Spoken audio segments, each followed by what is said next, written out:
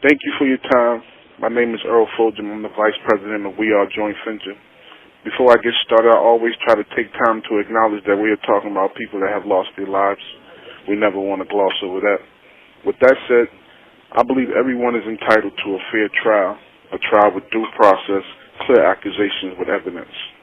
I'll briefly be speaking on wrongful convictions from a joint venture perspective. Joint venture is a theory that the Commonwealth uses to sidestep due process and take shortcuts to giving mostly black and brown people life with no chance of parole. It is a theory that cannot be challenged. There's absolutely no due process and no chance to challenge if the theory can or cannot be used. In my case, I was informed that joint venture would be in play the day of my trial. Although this was more than a decade ago, I still remember clear. I asked my lawyer, can they do that? He nodded. I then asked him if he was prepared for that.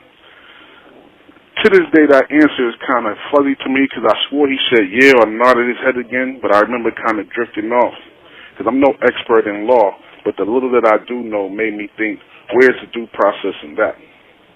The factual part of a wrongful conviction in joint venture is complex and simple at the same time. In most cases, the DA will come out and say the defendant did not kill the victim. There is a principal in the joint venture, and there is a secondary in. The principal is the one they say actually killed someone. In some cases like mine, the Commonwealth has not charged or even brought to court the principal. In a lot of our cases, the principal has not been charged, brought to court, or even mentioned. Multiple people are serving life and parole without a chance of seeing parole or actually no chance of daylight at all, without saying they did kill someone. It is important to know that we are not looking for a get-out-of-jail-free card. We are asking for a fair trial that includes the due process and you actually charging us with something and saying, this is what I'm responsible for. If you're saying I didn't kill someone, don't sentence me as if I did. We are asking for suitable sentences for clear charges. A lot of joint venture cases have no principle. To put that in layman's terms, a whole lot of people are serving life without a chance of parole for murders the state admits that no one pulled a trigger.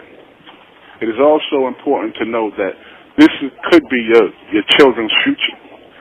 I don't never like to go into it blaming someone for this or blaming someone for that, but this is a case where just your child having the wrong friend could be tied up into a joint venture case, especially if your child is black or brown.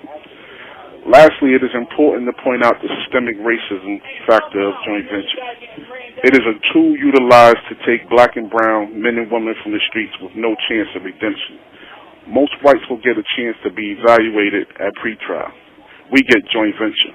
Mental health is a key part of our judicial system, but the black and brown people aren't properly being evaluated or treated. Thank you for your time. Again, I am Earl Fulgiam. We are Joint Venture. Peace.